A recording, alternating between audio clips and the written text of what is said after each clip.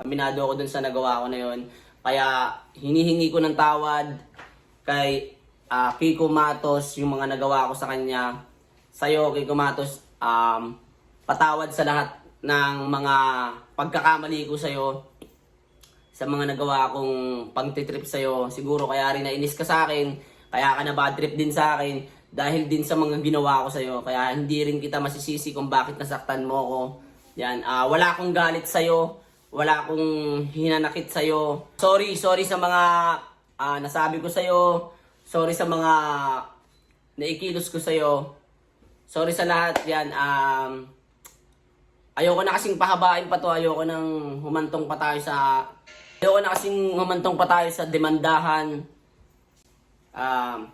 Siyempre ngayon yung panahon natin ngayon, pandemic pa.